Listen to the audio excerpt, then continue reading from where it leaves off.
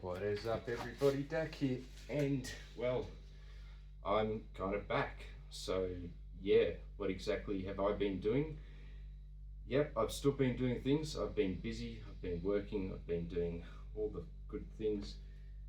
But the main reason I haven't been uploading is because of one project, one huge project which I've been working on for ages now, and I'm possibly about to finish, which is a bit of a long story.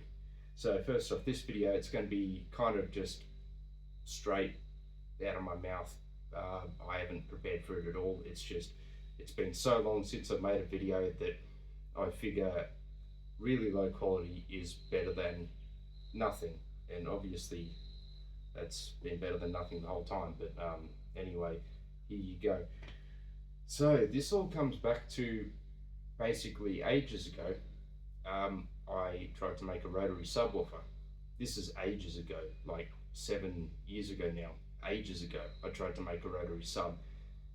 And basically the way it worked is magnets were on the blades, and there was a huge coil that went around the outside that would pitch the blades. That kind of gives away. I'm still working on it, and I would like to get it going eventually. But what I found is that for at least testing purposes, I needed more current. So, I got the Crown amp, which I've had now for a while, and I also got that to run the folded horn. But I still needed more current, and voltage current. Anyway, I just needed more power going into it. Obviously, like several thousand watts would cook the coil, but this is just a prototype. But I really wanted an amplifier capable of up to 10,000 watts that ran off mains. But the problem is PA amplifiers typically run, 4 ohm loads, maybe 2 ohm loads, but I wanted something that could run 1 ohm because a lot of high powered car audio stuff is at very low impedance.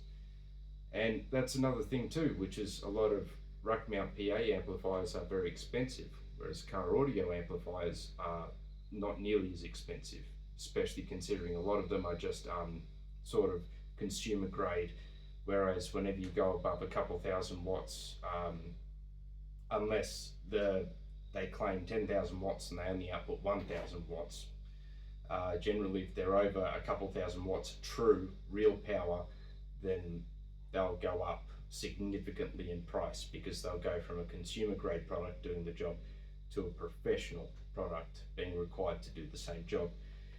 So pretty well I was settled on getting a high powered car amplifier, this one right here. So this right here, Defbonce Apocalypse 7900.1D. It's an 8,000 watt amplifier. It is an 8,000 watt amplifier. It outputs 90 volts RMS at 90 amps, which if you do the maths is 8100 watts RMS. There you go. And yeah, it runs a 1 ohm load.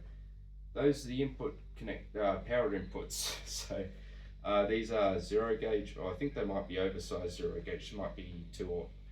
But yeah, this is basically what I've got.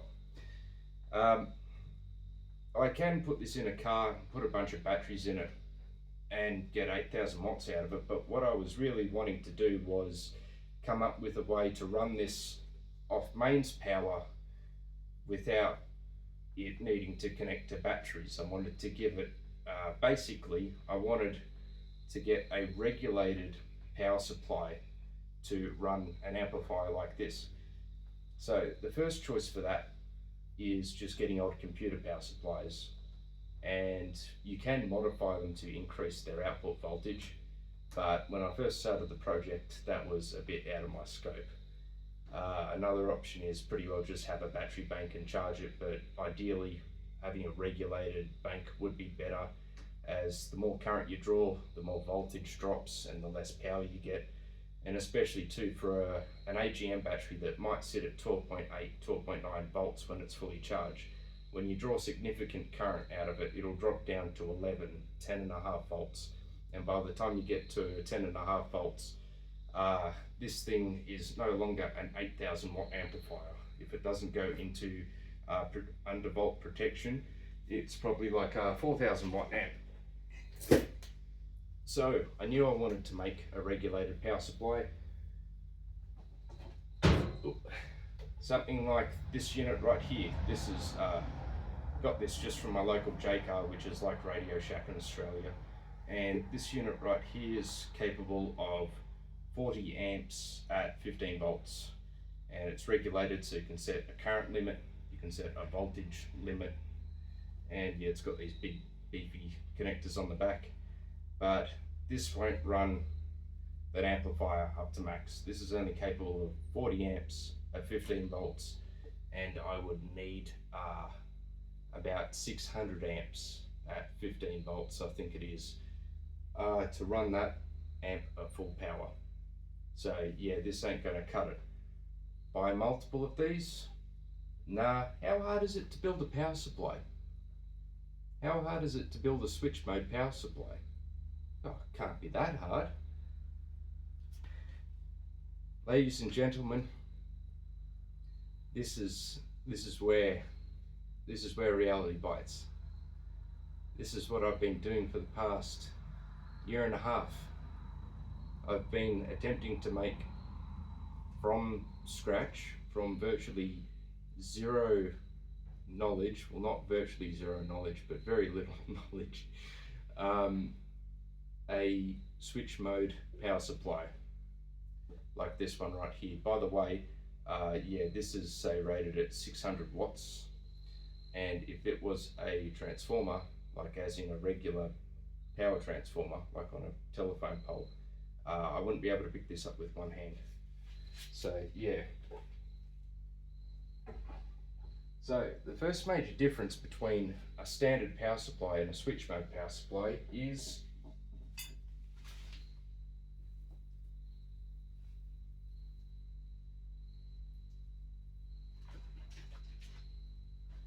bear with me, I said I didn't want to do any editing. Here's an example. This is the transformer core of a 750 watt switch mode power supply. This is the transformer that runs on mains, and this one is rated for 1.5 watts. 750 watts switch mode, 1.5 watts mains. So basically, switch mode power supplies allow you to push way more power through transformers, so you can make them a lot lighter. If this thing was supposed to be 12,000 watts, you can imagine it would be enormous. Whereas this one right here, it's already just about, what, 5% of the way there. So yeah, I started building my own switch mode power supply. Anyway, just to save time and explanation, yeah, that's what it comes down to. I've been getting different test equipment for this project. I didn't have an oscilloscope before I started. I didn't have this power supply or these other two regulated power supplies. I didn't have this down the bottom. You can't see it. It's a variable load.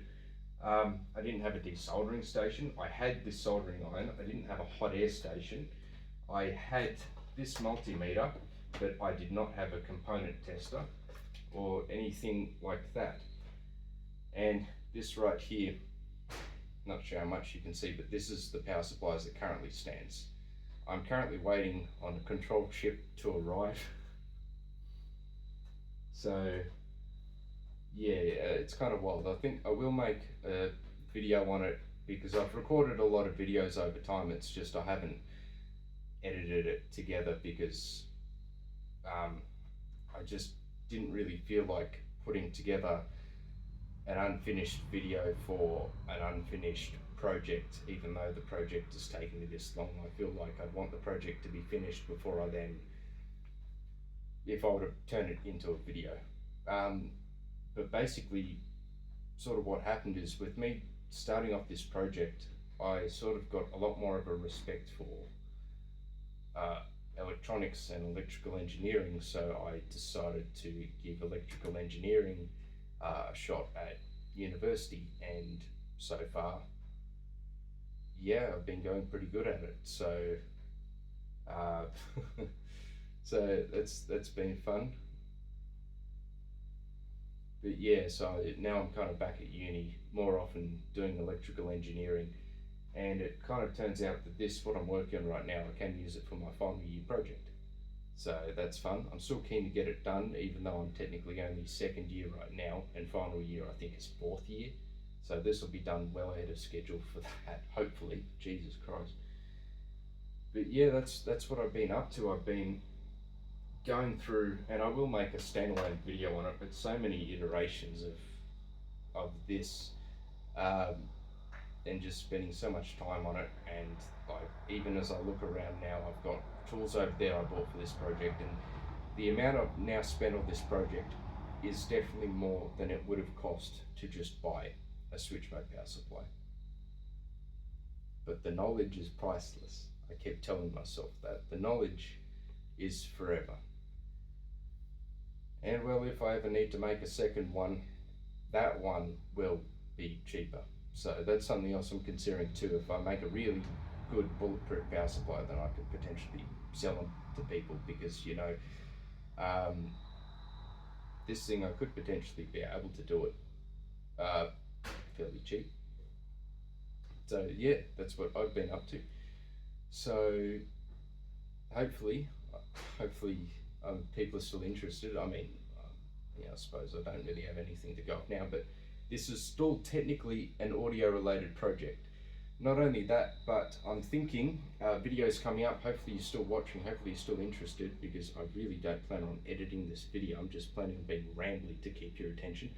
Is making a proper Class AB versus Class D amplifier video, because now I really understand the differences between Class AB and Class D and things like that. So now I can go a lot more in depth into the electronics side of audio, whereas before I was mainly in sort of the enclosures and subwoofers and other speakers realm, and so that could be interesting too, doing stuff like that. But yeah, hopefully this video isn't too long. But any questions about things, leave them in the comments, and I'll probably have another video coming up where I go into great detail on this, because literally tomorrow the control chip that could get this thing going is arriving, and I've already got the circuit board right here soldered up, waiting for it. You can see this unoccupied socket right here. The chip is ready to just pop straight in, and like, this power supply is going to have current limiting and voltage limiting, and it should hopefully be really schmick. But yeah, just one more kind of final note, which is I kind of got more interested in doing electronics because of Sam at Bearvids. So him doing kind of amplifier repairs made me go, oh yeah, that is sort of like interesting. Like, there is that whole other aspect to audio design, whereas usually, you know, you buy your sub, you tune your enclosure, you build your enclosure, but on the amplifier side, you just buy the amp and slap it in, connect some batteries to it. You know, you don't open up the amplifier and fiddle with any components the way that you sort of like a sub interacts with the box. The amp doesn't. It's just kind of its own package. So yeah, all that was really interesting, and you know, too, just kind of the idea of having a big, high-powered 12-volt power supply to run things straight off mains and have it not be so heavy, because like inside this amplifier, half this amplifier is an inverter that turns 12 volts into basically plus and minus 120 volts. So it feels kind of like, if we can go from 12 volts to 240 volts at like 600 amps to 50 amps, sort of in this bigger thing, then why can't we go from 240 volts to 12 volts in the same size? So if you have a look at any other power supplies online that are supposed to do that, they tend to be enormous and or very expensive. But you consider this amp cost me $1,000 Australian, which is like 650 US dollars. So for 325 USD or 500 AUD, they've been able to make something that goes from 12 volts to 240 volts. So my goal is to kind of go from 240 volts to 12 volts, regulated and all the good stuff, for a lot cheaper than $12,000, which is what you generally look at for power supplies that are supposed to do that. I'd really like to get it a lot cheaper than it is right now. Be able to do it a lot cheaper than it is right now. So that's my goal. And so people too, with their car audio stuff, can more easily just connect it to mains, I guess, not have to run their car the whole time idling, to run alternators, you know, cheaper high current battery chargers for things like that and all that stuff. So yeah, that's kind of what I'm interested in now, and sort of coming out of university at the other end of the electrical engineering degree, that's what I'd really love to be in, which is sort of getting efficient, cheaper systems, more efficient, more cheaper, more accessible, all that stuff. So yeah. Anyway, thanks for watching this huge ramble fest. Hopefully it's not too long and has put a lot of people off, but I'm pretty well just going to hit the stop button now and upload, and I've got no idea what kind of thumbnail it's going to give me. It'll probably just give me one holding the amplifier, but that ought to be a good enough thumbnail. Anyway, thanks for watching. Leave a like, subscribe, all that good stuff. See ya. Oh, yeah, that's right. Breaking the fourth wall. I walk into the camera to turn it off. Thanks for watching.